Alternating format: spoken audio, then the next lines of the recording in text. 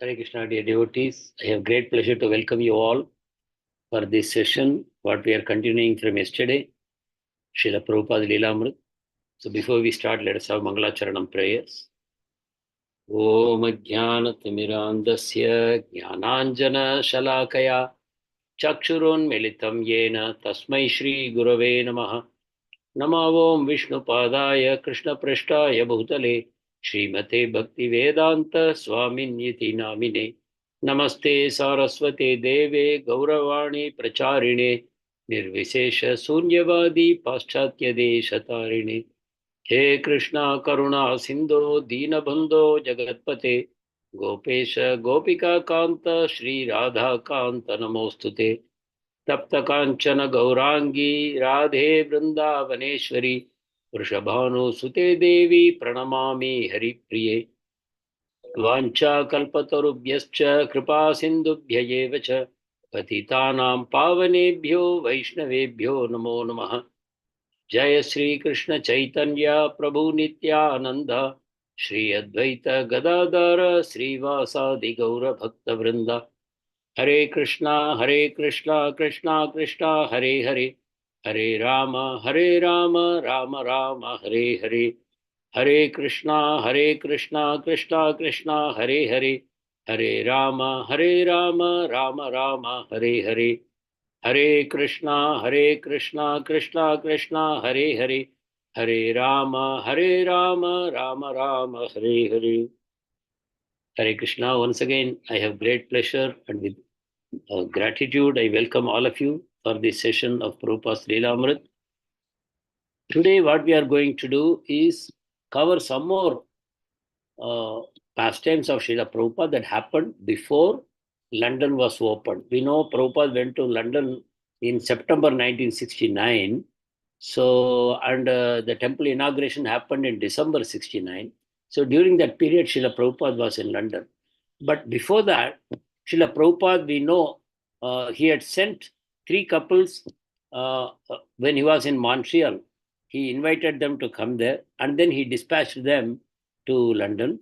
And between that time and Srila Prabhupada leaving to London, whatever pastimes happened, I am going to cover them in brief.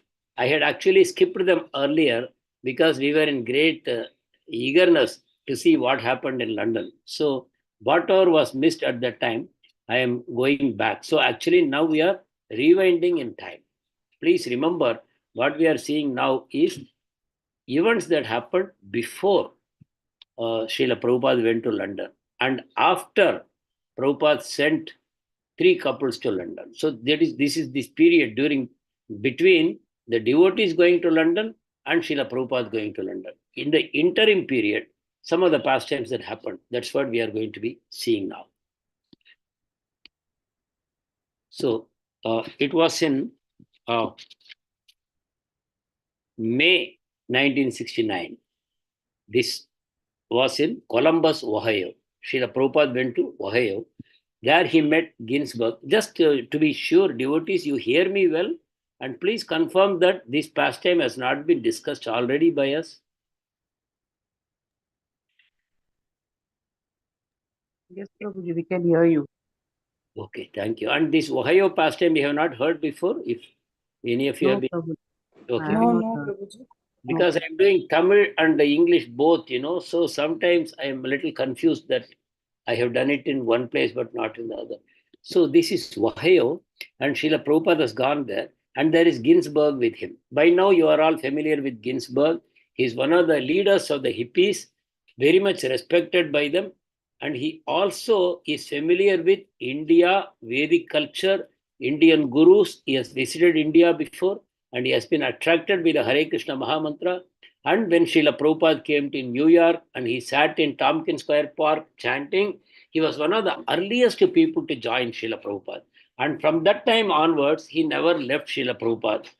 Though he was a very busybody, very wealthy man, very influential person, but still he had great regard for Srila Prabhupada. So now in Ohio, he is meeting Srila Prabhupada, and he had always been a friend of the Krishna conscious movement from the earliest days of ISKCON.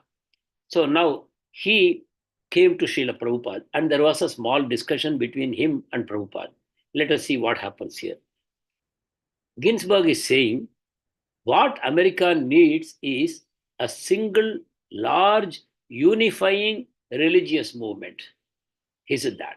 For USA, we need, that means he's not approving ISKCON as a unifying religious movement for the USA because he considers ISKCON as something sectarian, something that has come from the Indian culture. So it is a alien culture for the USA. He thinks the Mahamantra is a alien mantra. It's a Sanskrit mantra. And Krishna is an Indian god. And he thinks the food habits of ISKCON devotees is all Indian. And the way they dress, he thinks this is also Indian. So he considers ISKCON as sectarian, even though he very much patronizes Srila Prabhupada for his sincerity and his very deep philosophy and the way Srila Prabhupada is able to win debates with people and convince them about the existence of God, all these things. But he doesn't consider ISKCON as that one religious movement that can unify the USA. Now, Prabhupada is responding to him. Prabhupada says, you say that you want a single unifying religious movement for America. Here it is, I am giving you. Here is Krishna. He is all attractive. So what do you need for a unifying force? You need one all attractive force. It's not enough if some people are only attracted. It can attract everyone. So Prabhupada proposes Krishna is all attractive. Now you may ask me, why should I accept Krishna? Then I ask you back, you want a unifying element, so I am giving you Krishna. And you might say, but why I will accept Krishna? I ask you back, why you should not accept Krishna? Why you should not accept Krishna? Whatever you expect from the supreme being, the supreme power, the supreme energy, all that is available in Krishna. So you will not accept Krishna.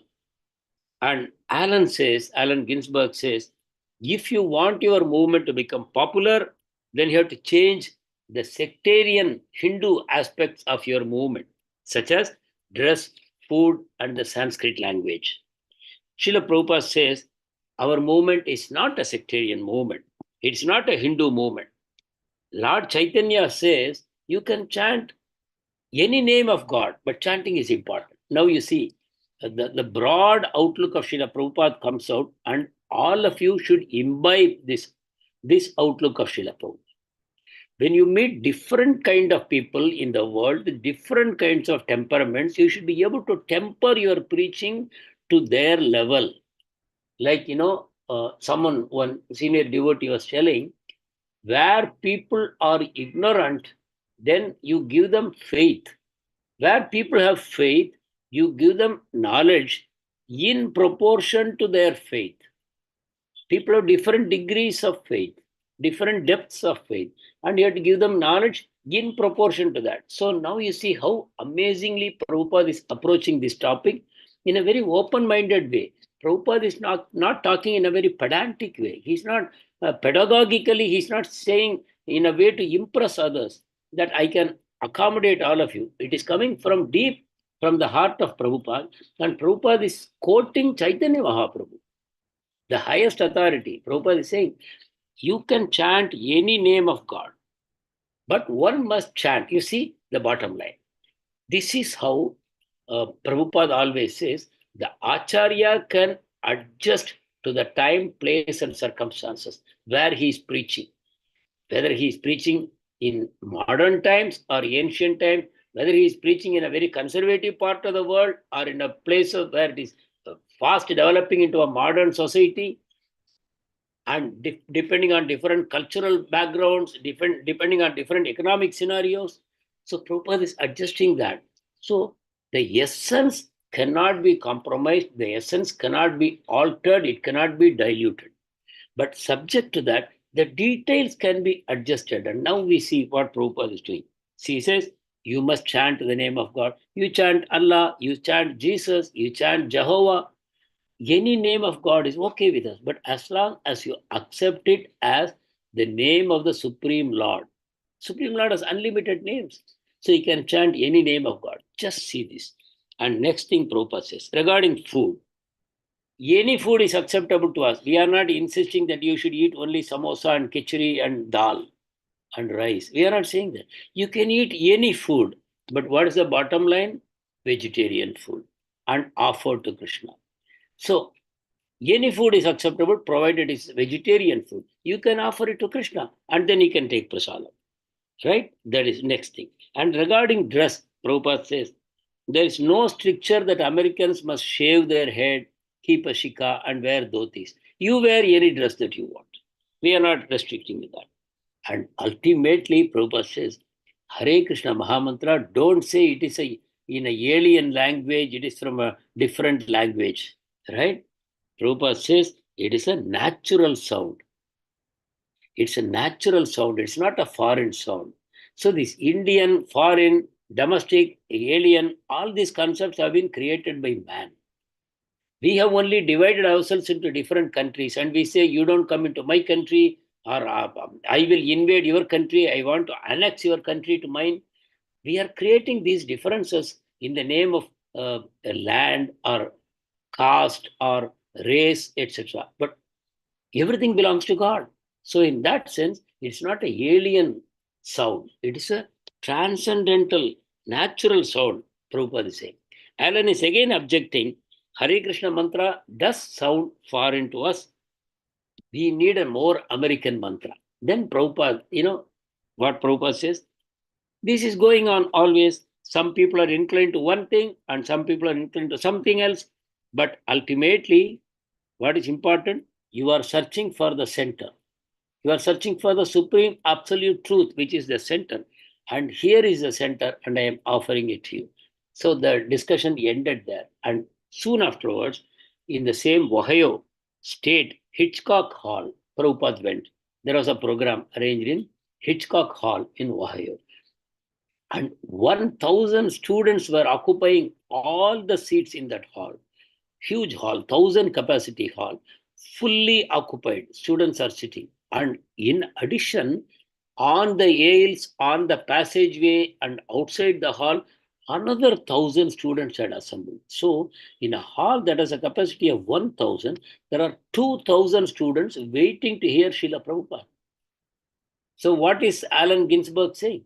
And all these 2,000 people are not Indian people. Maybe some of them were, but mostly they are foreigners.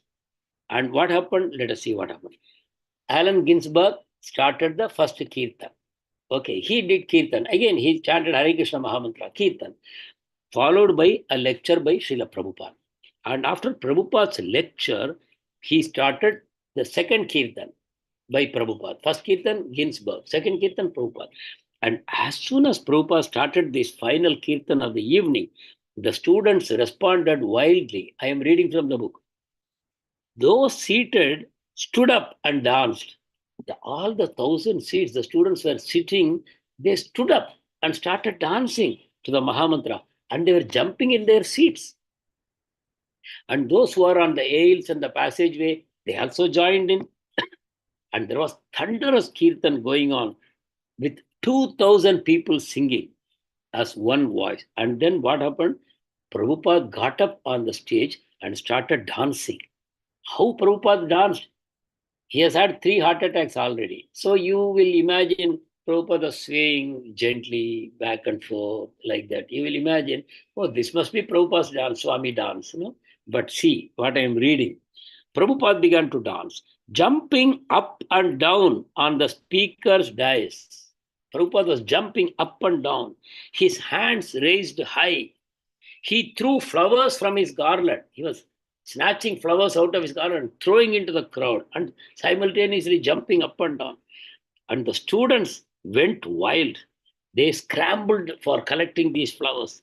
So the wildly ecstatic kirtan continued for almost an hour. Prabhupada kept up the tempo for 1 hour. And then Prabhupada ended the kirtan. Afterwards, hundreds of students crowded around Prabhupada, asking many questions. And they continued to chant when they left the hall. And many of them were crying as they chanted. See the power of the Mahamantra. In no time, ecstasy was experienced by these new students, they are not devotees. So Prabhupada demonstrated to Allen Ginsberg the power of the Mahamantra. Proof of the pudding is in the eating. So Ginsberg objected, but no, Ginsberg has proof on his hand that it is attracting the local students, the foreigners, the so-called alien civilization, it is attracting. So Prabhupada was very happy about what happened on that day. Next thing is, Srila Prabhupada went to New Vrindavan. New Vrindavan is a project that was envisioned by Srila Prabhupada, that we want a farming community. Farming community. What is the best example of a farming community? Vrajabhumi, Vrindavan. Vrindavan, Krishna is a cowherd boy. Nanda Maharaj, Yashoda, Vrishabhanu, Radharani, all the gopis and gopas, it's a pasture ground. They graze their cows, they grow their grains, and they live there on the bank of Yamuna River, in the Vrindavan forest, and on the foothills of Govardhan Hill. So it's all completely pastoral life, completely based on agriculture. So Prabhupada wanted to recreate a community living on that same fashion. So Prabhupada wanted them to acquire land, and they have acquired a large piece of land, several thousand acres.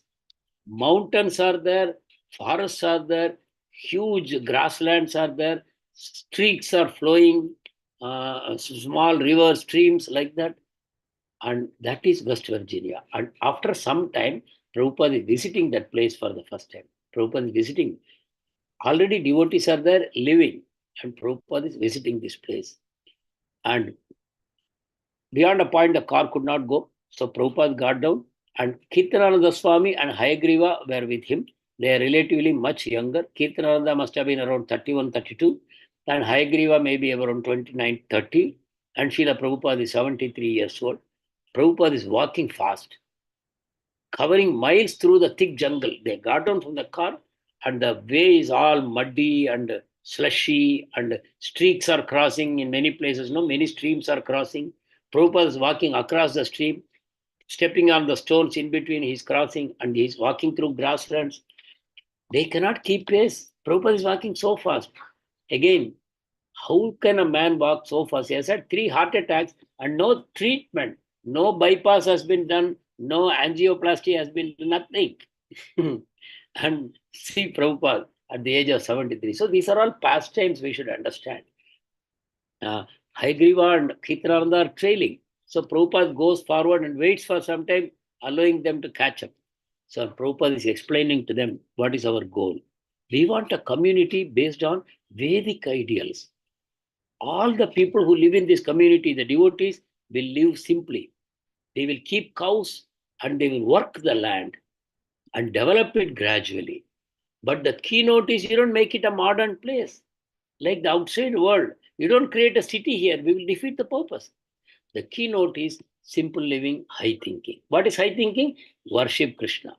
Read the Krishna conscious literature. Do everything for Krishna and chant the holy names and invite outsiders to come and experience the Krishna conscious spiritual lifestyle of the community. So this is what Prabhupada planned. And Prabhupada told them how they can do it. As they were walking, they reached a clearing, and in that place there was one building, very old building, and this is what the devotees were occupying. They told, this is the only building here. In the whole area, this is the only building. And then Prabhupada told them, you can give them some ideas, saying you can build mud houses. Prabhupada doesn't want more than that. He doesn't even talk about bricks. I don't know the details. But Prabhupada said, you build mud houses and live there. And when Prabhupada went into this building, he saw the floor was nicely washed with cow dung. Prabhupada appreciated that. This is the way it should be. It was a small structure, and there was a barn for keeping the cows nearby. Prabhupada said, this is the way I want you people to live. You will be living aloof from the city in a very austere way, and you will have a peaceful life. Because the anxieties in the city come from sense gratification. But here, no sense gratification. You are all serving Krishna and chanting. So you'll be free from anxiety. Your life will be peaceful. And those who come will get impressed and they will carry these images when they go back home. So Srila Prabhupada was walking in West Virginia, this new Vrindavan land, as though it was his own home. And the devotees were amazed. How? He's a Vrajvasi, that's all. Srila Prabhupada has come from Goloka Vrindavan. So it is no wonder that Prabhupada is at home. So Prabhupada saw the places, and then Prabhupada served food. What kind of food? The wheat that was grown in the same farm, it was ground into powder and it was cooked in milk, and that was the food. And it was cooked on firewood. So Prabhupada made a comment. Best fuel is cow dung, first fuel for cooking. First it is cow dung. Secondly, wood fire. Thirdly, gas. Fourthly, electricity. Electricity is the worst fuel of all, according to Prabhupada. And so Prabhupada did not want them to bring electricity there. Prabhupada recommended cow dung as top priority, followed by wood, which is freely available in the forest. Then Prabhupada enters the house and he settles down there. Settle down means what? Morning walks and home program, morning program, then translation, meeting visitors, like that. Same routine, Prabhupada, wherever he goes, he maintains that routine. And Prabhupada was insisting, we have to give a practical demonstration. When people come and see, they should take our example and they should want to follow it. So don't bring modern concepts into this place. Keep it very traditional, very Vedic, very ideal. Live a simple, austere, Krishna conscious life. Simple living, high thinking. So Prabhupada was insisting that. We don't need any factories here. It is the factories that are creating anxieties, ugra karma. We will never do that in West Virginia. Prabhupada said that. So there is not even a telephone. If devotees want to collect the mail, they have to walk 2 miles. So Prabhupada said, a devotee accepts whatever nature provides. See, this is the principle of Krishna consciousness. Whatever nature provides, a devotee accepts. He doesn't make unnecessary endeavor to accumulate unnecessary necessities. Whatever nature offers freely, a devotee accepts with gratitude and spends his precious time and energy in cultivating spiritual life. So this is a devotee, right? Accept what nature gives you freely and use your time and energy in cultivating spiritual life. At that time, there was only one cow called Kalia because it was black and white color. They called her Kalia. It was a crossbred cow. The cow became very much attached to Prabhupada. Seeing Prabhupada at a distance, it came running. And Prabhupada also was very affectionate to that cow. Prabhupada visited West Virginia more than once, and the cow became very much friendly to Srila Prabhupada. They had such a wonderful relationship. That cow was giving plenty of milk, unheard of in history. Prabhupada said, just wait. Our New Vrindavan cows are not ordinary cows because they know that we are not going to kill them. We will keep them till they die. We will keep them with love and affection and maintain them properly. So, as the generations pass, the cows will give so much plenty of milk that people cannot believe it. As it is, Kalia was giving a lot of high quality milk, and Prabhupada appreciated that. Then Prabhupada wanted the devotees to build 7 temples in New Vrindavan, just like Vrindavan. Let us see, can you name these temples? Which are the temples that Prabhupada has in mind? Vrindavan has got 5,000 temples, our Vrindavan. Prabhupada named 7 temples. Which are the 7? Please try.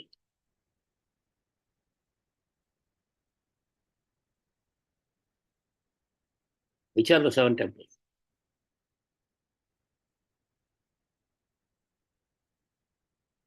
Shall I start? Radha Madan Mohan. Then? Radha Gopinath Prabhuji. Govinda, Gopinath, Radha. Radha Rasvidari. Radha. No. Radha. Vrindavan, we are talking Vrindavan. So Radha Damodar, Radha Gokulananda, Radha Ramana, right? And Radha Shyamasundar. These are the famous Goswami temples of Vrindavan. So Prabhupada wants New Vrindavan to be a replica of our Vrindavan in the Vraj, right? So these 7 temples, he said, you should build, and you should build a lot of small mud houses where people can live. And Prabhupada said very clearly, look, you should not depend on outside world for anything. If you do that, it defeats our purpose. Oh, I need this particular thing. It will not be available here. I will go outside and purchase. No. What is available in New Vrindavan is what you should use. Otherwise, it defeats the purpose. Why you have such a huge piece of land and then you go to the city and purchase something? So, Prabhupada, see, we should take these messages very seriously in our heart. How a devotee is satisfied with what is readily available. And he is not eager to accumulate unnecessary necessities, thinking, I need this, I want this. And then, whatever time you are able to spare, use it in your spiritual life, because our time is precious. Our time means in the human form of life, the time is so very precious. The time around us is unlimited. Sun rises, sets, it goes on for millions of years. But that is not the concern. Our concern is my human form, how long it will last. I am getting old. How much longer I have to live? Within this time, I should cultivate such Krishna consciousness that when I die, I will remember nothing other than Krishna. How can I do that? By saturating my life with Krishna. That is how I will do it. There should be no interference from any material consciousness. I should be completely saturated with Krishna. And for that only our time is given. So Prabhupada says, a devotee accepts whatever nature provides and spends the time and energy in spiritual life. This is what a devotee is. So devotee is naturally simple. That's what the point is. So Srila Prabhupada wanted to stay longer, but not possible. Prabhupada has so many duties. He has left the Vrindavan in India and he has now come to a new Vrindavan in America. But there also he cannot stay. He has to go back because there are so many more things for him to accomplish. So Prabhupada was very encouraged to see the way of life in New Vrindavan. He had exchanges with Kirtanananda. Now you remember Kirtanananda. He has been there with us from New York days, right? In 26 Second Avenue, he was one of the earliest people to visit Srila Prabhupada, and immediately he moved into Prabhupada's house also. And he became the housekeeper, he became the cook, and he became so many things for Srila Prabhupada. And now he has taken over New Vrindavan just to please his Guru Maharaj, to live a simple life here, demonstrate it to others, and encourage more people to take it up. So he is there. And between Kirtanananda and Srila Prabhupada, there is such an intimate relationship. They don't even have to speak much. One word and it is understood, or one gesture of the hand or of the eyebrow that is understood. So that is how they are having some exchanges here. Prabhupada is directing how New Vrindavan should develop. Then Kirtanananda Swami understood how important this is for his spiritual master. Even though Prabhupada is preaching in all the major cities, his focus is the village. Let us remember this. Even though ISKCON is found primarily in major cities of the world, but it is not, ISKCON is not an urban movement. Let us understand, let us remember. We are a completely rural movement. We are Vrajavasis. We are the family members of Krishna, Nanda and Yashoda. We belong to the family of Krishna. And who is Krishna? He's a cowherd boy. And how can you be a relative of Krishna and be living in the cities? That's not possible. So if you want to be part of Krishna's family, you should develop this rural bent of mind. You should pick up this community farming as your occupation. So this is what Prabhupada is indicating. By demonstrating here in New Vrindavan, we will encourage people all over the world to set up such community farms. You can go to the internet and see how it is working in Romania.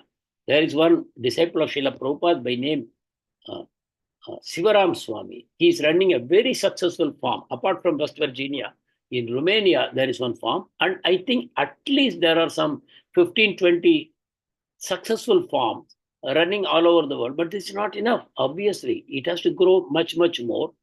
And in good time, all this will happen. But what is more important right now is more and more demonstrative farms must happen. And it should encourage people to take it out on their own initiative to set up more and more such farms outside. So Srila Prabhupada eventually left. The car came.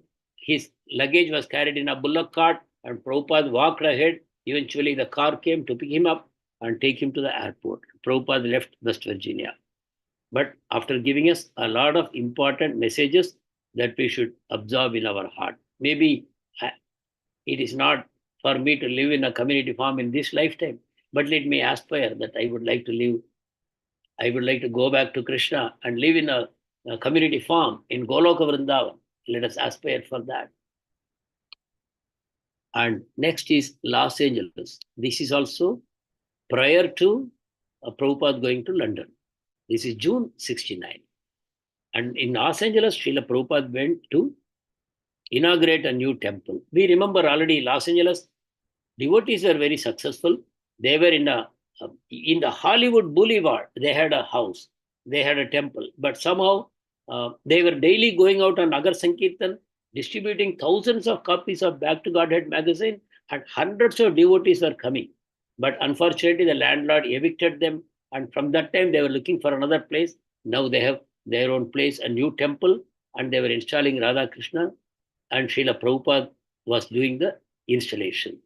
And Prabhupada wanted to make this Los Angeles temple a role model. If you all remember, Dayananda Prabhu and Nandarani Mataji, these two people had originally taken the initiative for Los Angeles, and it had become very successful. One single couple are behind this. So this is what Prabhupada always says, one person is enough to start one center. This is the strength of ISKCON, because each devotee is so much surrendered to Krishna, to Srila Prabhupada, and they all want to please him. They are willing to do anything. They will give up their life if it will please the spiritual master. So in that mood, one person is enough. Prabhupada would always say, one moon, millions of stars. Prabhupada will say, millions of rascal stars. They are useless. One moon gives enough light for the planet. Millions of stars, what is the use? So Prabhupada would always say, if I can make one pure devotee, I'll be very happy. But then Prabhupada said also, but I have got so many devotees by the grace of Krishna. I have got so many pure devotees after coming to America. But if I made one pure devotee, I would have been happy. Prabhupada would say like that. So here in Los Angeles, Prabhupada made some very important observations, and the devotees took it very seriously to their heart. Let us see what it is. Okay, some of the comments that Prabhupada is making here. While installing the deities, Prabhupada is emphasizing the mood of deity worship. See, the Westerners are all Christian, correct? Christian or Jewish. In any case, they are against idol worship, correct? They don't want deity, idols to be worshipped. It is one of the serious blasphemies in the Christian religion to worship a material form as God. Anything made of a material element cannot be worshipped as God. And they would rather destroy it to win the favor of God rather than worship one. So to those people, Prabhupada is introducing deity worship. Deities made of marble or stone or metal or wood, Prabhupada is introducing. So Prabhupada is telling them the importance of having the right mood in deity worship. You should remember that the Supreme Lord, out of his infinite compassion, is appearing through a material element in a form that you can see and experience with your limited material senses. Right?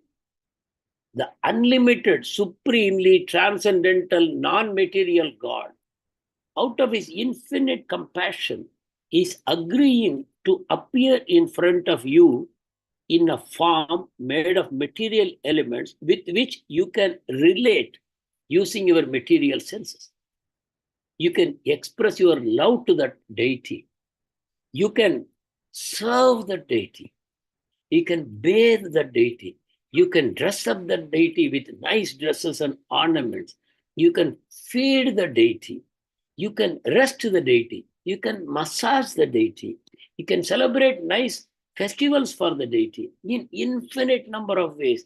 365 days, 24/7, you can serve these deities. And by remembering that I am serving the Supreme Lord in this form, And the Supreme Lord, out of his infinite kindness and compassion, is accepting my service, which is insignificant. He doesn't need my service. I need his service. I need to serve him. Not that he needs my service in any way. Prabhupada would always quote Lakshmi Sahasra Sahasambram Asevya Manam, right? Chinta Mani Prakarasad Masukalpa Vriksha Laksha Vriteshu Surabhi Rapipala Yantam Lakshmi Sahasra Sata Sambram Asevya Manam Govindamadi Purusham Tamaham Bhajami. He is served by millions of Lakshmis. We are waiting to catch the one sidelong glance of one Lakshmi. But in Goloka, he is served by unlimited Lakshmis, and they are waiting to catch one little glance of Krishna. So he doesn't need us. Lakshmi is the goddess of wealth. So he doesn't need our service. But why he comes? Out of his love for us. Out of his love for us, he wants to help us to revive our lost relationship with him. And how can he do that? We are all thinking, I am a material body, but he is completely non-material. How to establish a relationship? When I look at my body in the mirror, I think it is me, which I am not. I am relating with this body 100%. How can I accept a God who is not having a form which I can see and touch and experience? So this is the secret of deity worship, which we should understand. So Prabhupada is telling, if you don't have the right mood in serving the deity, that will become idol worship, which is what Christianity is against. So there is a thin line between deity worship and idol worship. When you understand that supreme transcendental entity has agreed to come in front of me in this material form, that is when you become qualified, and you should be filled with gratitude as you serve the deity. Because the deity, see, the deity is not going to reciprocate in a way that you directly understand. When you feed the deity is not going to eat it, and the deity is not going to say, the food was good, or maybe not enough salt, or maybe too hot. No.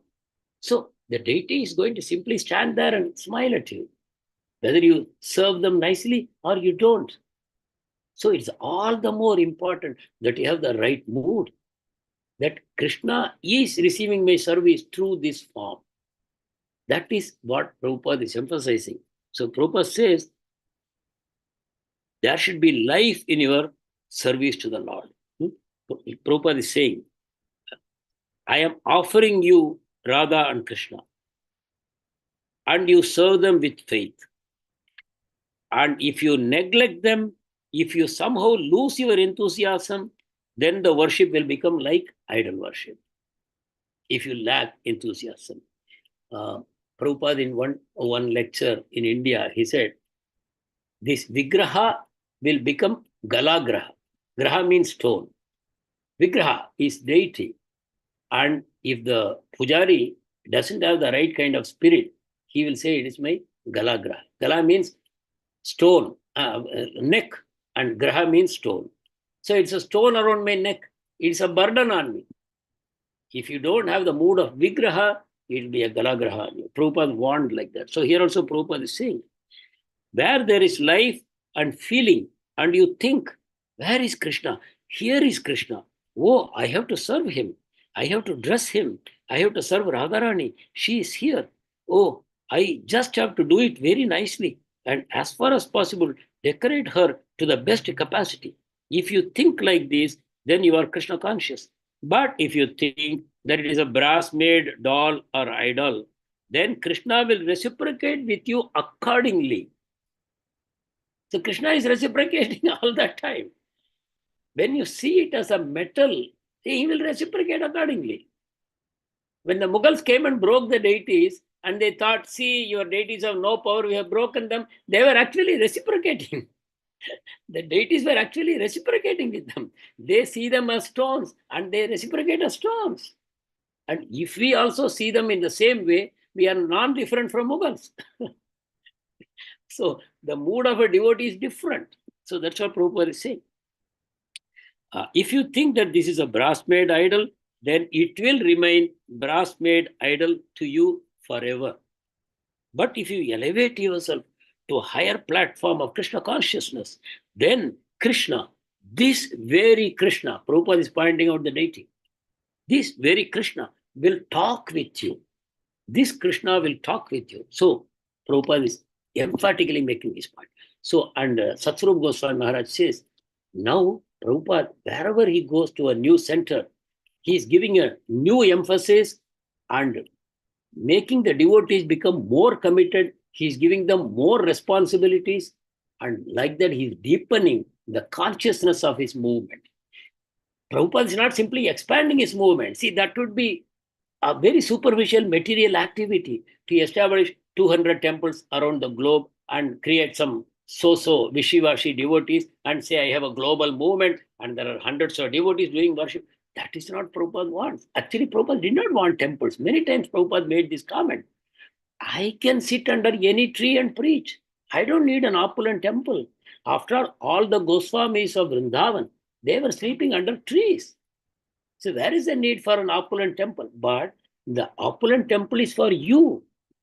You will not come unless there is something opulent that is attractive to you. So I have to set up opulent temples of marble and excellent rosewood, that fine teak wood, and I have to make nice deities, and I have to maintain the place beautifully, and I should have nice prasadam to attract you. And then I want to give you Krishna. See the mood of a devotee. So like we say in a desert, if you are trapped in a desert and you see a tree at a great distance, then you run towards the tree that I will receive some shade. This is normal situation where there is so much sun, hot sun hitting your head and your feet, and you are running to the shade of a tree. But ISKCON is not such a tree. ISKCON is a tree which runs behind you. You are suffering in the sun, and the tree comes running and wants to stand above you so that you will receive the shade. It's an extraordinary movement for the age of Kali. The people in Kali are Manda, Sumanda Madayo, Manda Bhagya, Upadradha, always confused, always troubled, always engaged in quarrel, and they have dull heads. They are misdirected. The age is like that. And Alpaisha, Prayena Alpaisha Sabhya Kalavasya Yugejana. In Kali Yuga, people are Alpa Ayush. They live only 100 years max. So ISKCON is tailored for such a situation. Krishna is all powerful. So he has tailored a movement for Kali Yuga, especially for us. We cannot escape.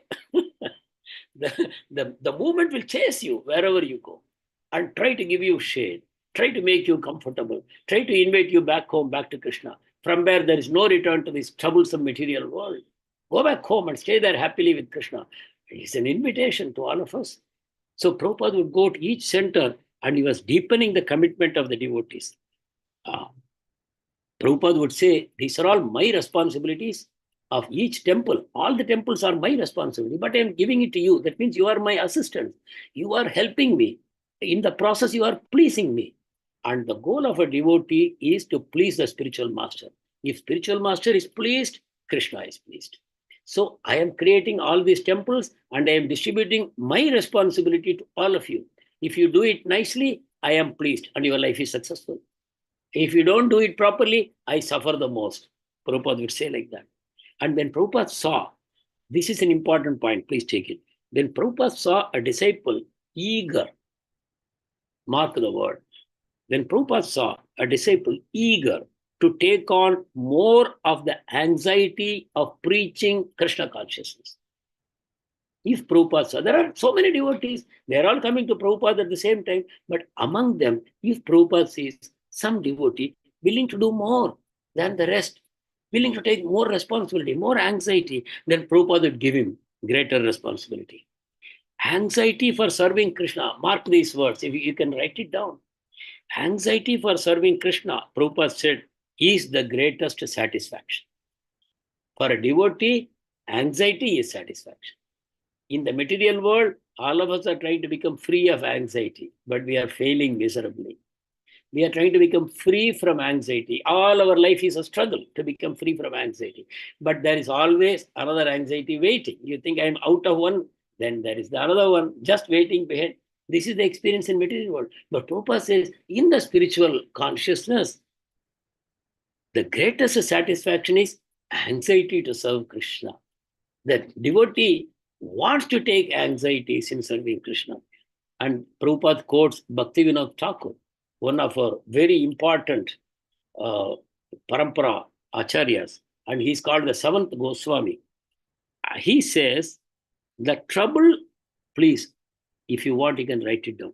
The trouble I encounter in your devotional service, I will consider as my greatest happiness.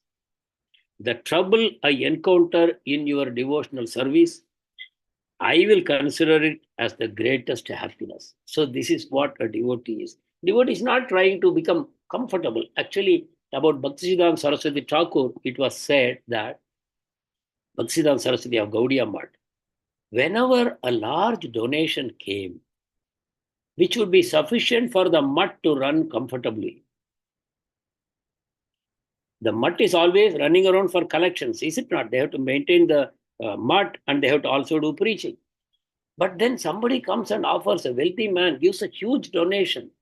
The devotees are thinking, now our problems are solved. Every day we were running here and there to raise some donation for our cooking, for our maintenance of the building, and for the various other needs. But now a large donation has come. But what Bhaktisiddhanta Saraswati will do? He will start another big project. He will start a big project, and all this money will go into the big project. And there will be no money in the kitty. He always wanted his disciples to be in a state of anxiety. He would say, we should be always in anxiety. Otherwise, this mutt will become like a chowl tree. You eat and you sleep. There is nothing else. So that is the correct mood that a devotee should have. And we see it here in Srila Prabhupada also, that the anxiety is what sets a devotee apart. So Prabhupada says, satisfaction of the previous spiritual masters is the greatest satisfaction for a devotee.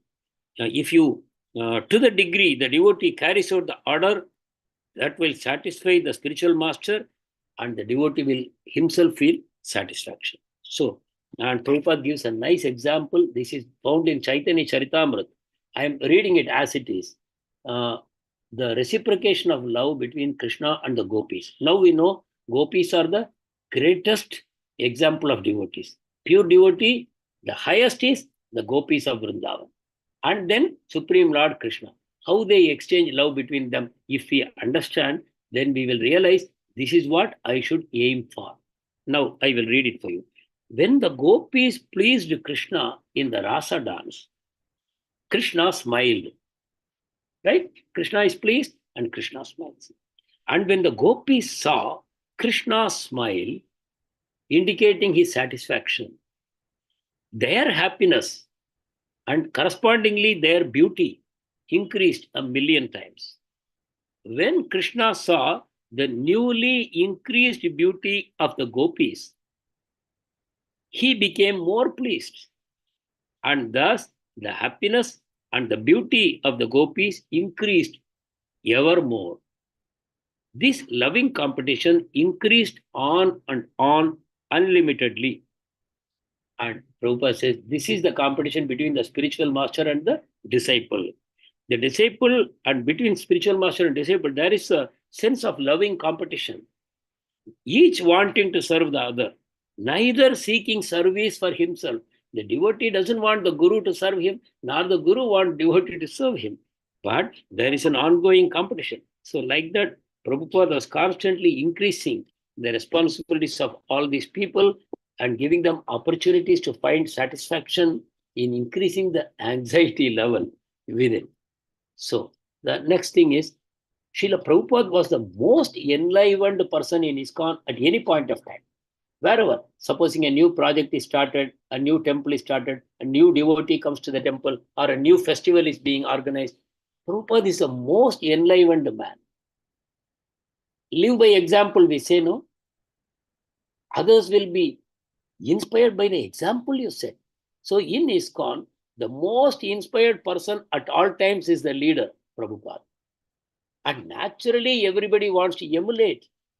This is the success of a mission. This is the success of a movement. That the leader is always the most inspired of the entire membership of that association, of that movement. And this is what Prabhupada is so much enlivened, and he is inspiring his devotees, even though his devotees are in their 20s or even less. And Prabhupada is in the 70s, 73, 73, 74. But even then, he's full of energy, full of enthusiasm and motivation and inspiration. And this is the guiding force of ISKCON. And he was their leader. Usually the leaders are not available, correct? Not accessible. But here is Prabhupada.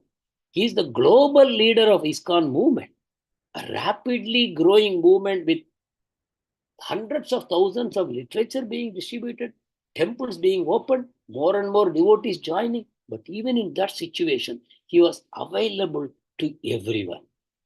No one felt that he is not available to me.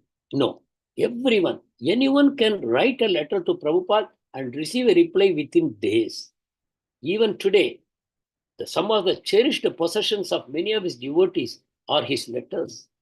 And many times when we make offerings to Srila Prabhupada on his appearance day or Vyas Puja day, people read out from those letters. And many of these letters have now been compiled into books also. So Prabhupada was always available to his followers. So,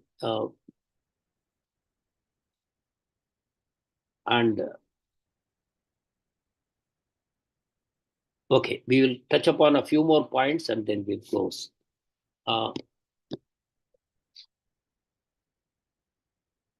Now, Prabhupada went to San Francisco. This is July 1969. San Francisco, we already know there has been a Rath Yatra in the year 1966, right? No, 67. And this is 68, 69, the third Rath Yatra. And Rath Yatra is growing better and better year after year. And this Rath Yatra, Srila Prabhupada is participating in person. In the first Rath Yatra, Prabhupada was sick and recuperating. And the Rath Yatra happened in his absence, the very first Rath Yatra. But now, Rath Yatra, Prabhupada is present. As Prabhupada landed in San Francisco, again, the reporters are asking about moon landing. Prabhupada immediately, what do you say? What do you think about moon landing? That's what they ask. Prabhupada immediately replies, do you want me to flatter you or you want to hear the real thing? Then the reporter said, no, we want to hear the real thing. Prabhupada said, it is a colossal waste of money. It's a colossal waste of money. You went, you took your rocket and you landed somewhere and all that you found were rocks and sand and uninhabitable place. And you have to come back. In any case, you have to come back to this world. What is the use? That money could have been spent on distributing Krishna consciousness to the whole population. The whole population could have become happy. So Prabhupada gave this message when the reporters asked him. Then Prabhupada went to the Rath Yatra. The Rath was a tall Rath, huge canopy, and the three deities were standing in front with their bright big eyes, smiling at the crowd. They had been so gorgeously decorated with beautiful flower garlands, and the whole Rath was festooned with beautiful, beautiful displays and all that.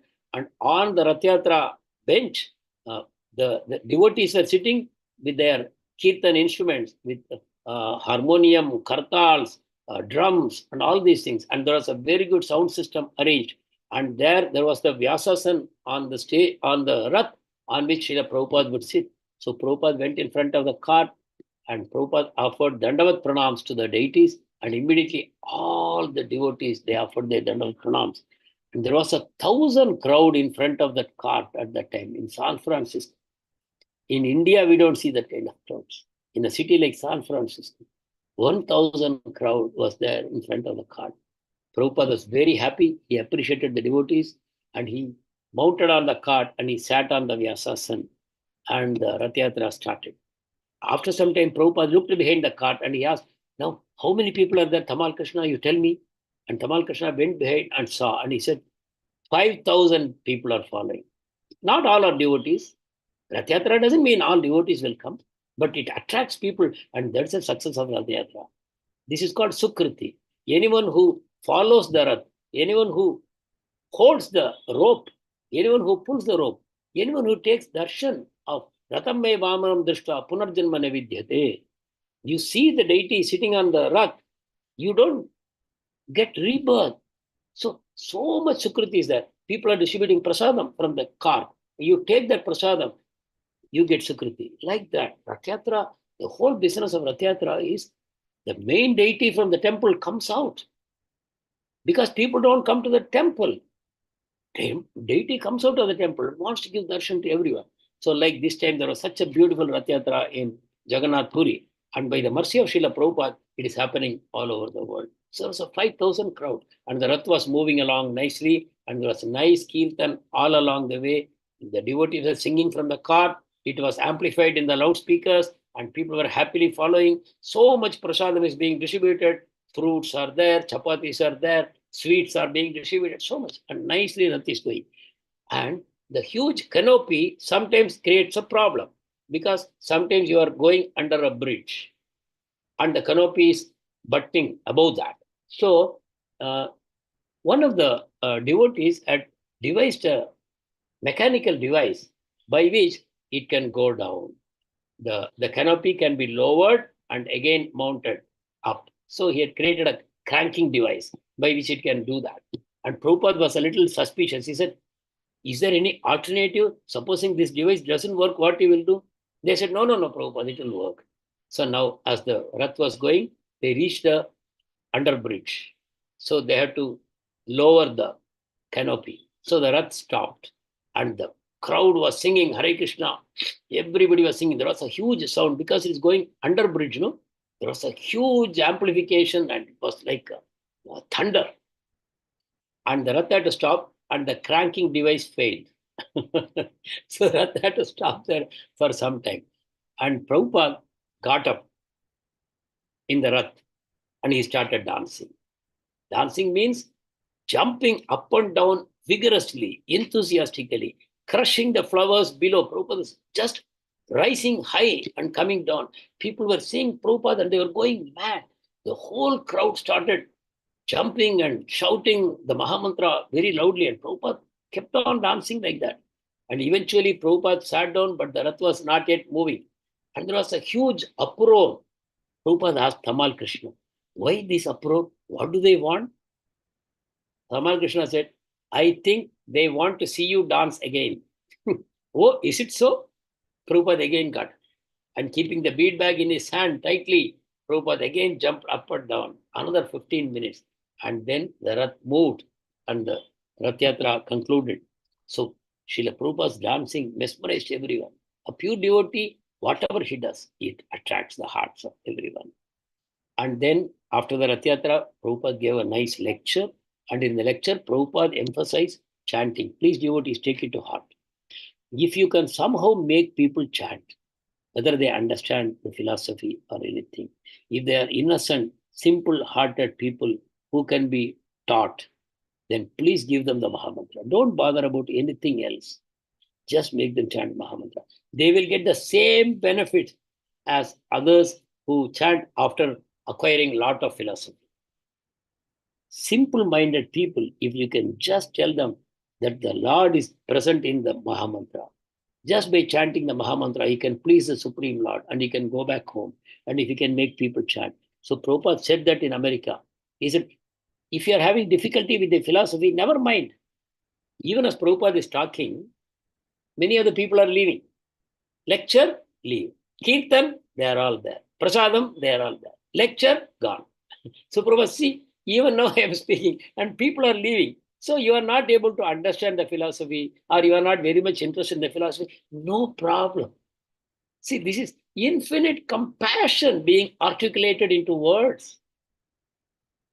You can't stand philosophy. No problem. I don't want you to do that.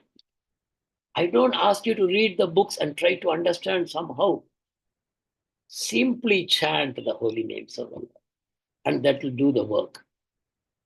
Philosophy not understood? No problem.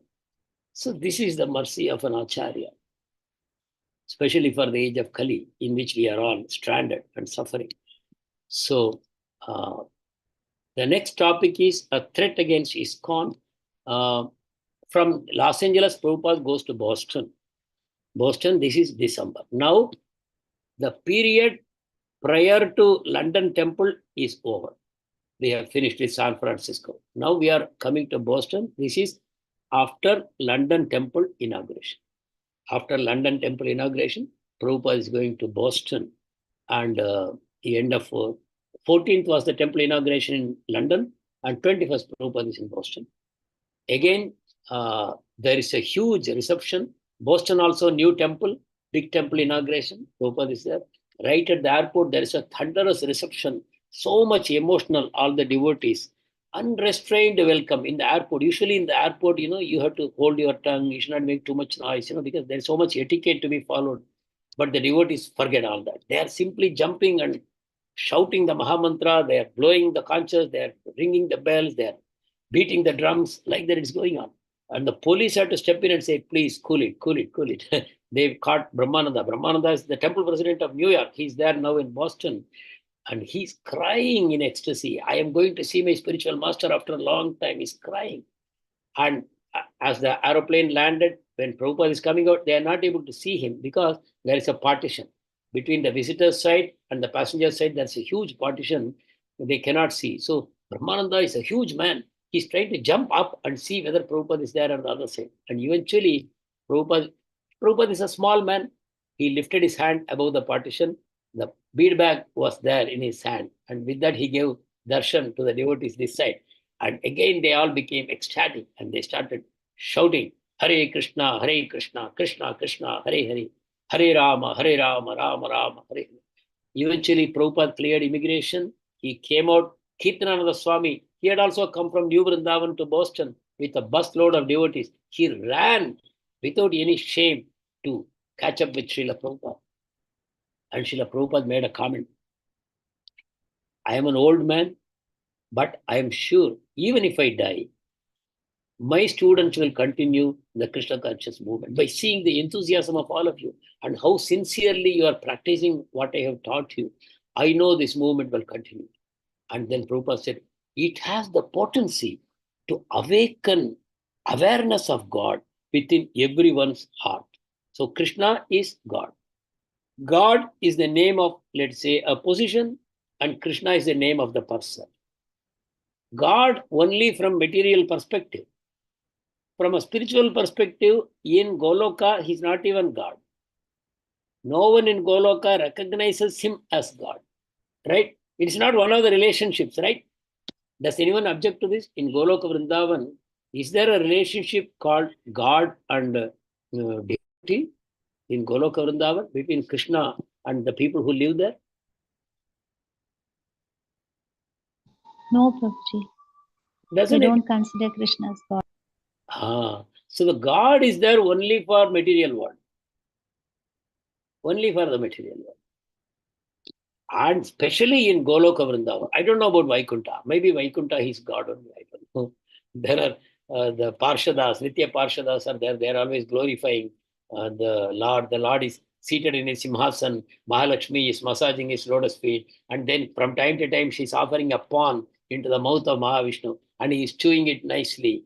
That is going on in Vaikuntha. And all the Parshadas, they are standing and appreciating the beauty of the Lord, waiting to catch his glance and singing some beautiful Uttama shlokas in glorification. That is going on in Vaikuntha. I don't know about that, whether they see him as God or their master. I don't know.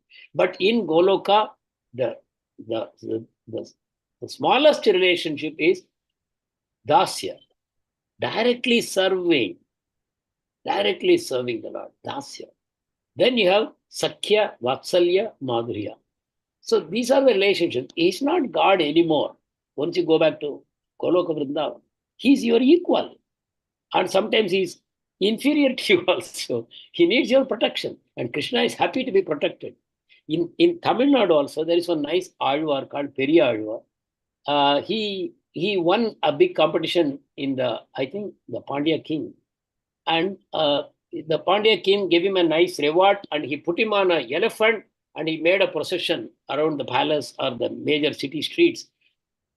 And the Lord appeared to see his devotee being honored. His name is Periya Alvar. He's the Periya, big Alvar. And the Lord appeared on his Garuda along with Rukmini Satyabhama, and the Lord appeared. And immediately what Periyalvar did, he was worried that so many people are seeing him now, that drishti should not fall on him and nothing bad should happen to him. So he's singing a nice song, Pallandu Pallandu Pallayiratta and Palakodi Noorayam. Oh Lord, you live for millions and millions of years. May nothing untoward befall you. May you live a healthy life along with all your associates. And he's spontaneously singing a song, blessing the Lord. He's blessing the Lord. So when he's blessing the Lord becomes smaller, no? So he becomes Periyalvar, big Alvar. So this is the mood of the devotees. And this title I will justify in the coming sessions, a threat against ISKCON. In this situation, what kind of a threat can happen, that we will see in the next session. Thank you very much for your patience. I will bring the session to a close. If you want to say anything, comment anything, ask any questions, please go ahead. Hare Krishna.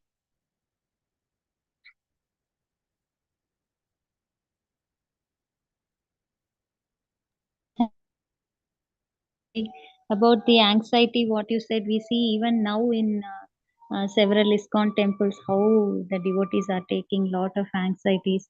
As for a person like me, I can only desire to get that mood, Prabhuji. You can see many people working till night and then coming to temple and doing services. Really inspiring, Prabhuji, how they have taken up Prabhupada's instructions, how they are serving. It's really inspiring, Prabhuji. Very true. I think all that we need to do is pick up the inspiration from them. We all need to be inspired. So this is by observing senior devotees and devotees who are so absorbed in serving, we develop our inspiration from that.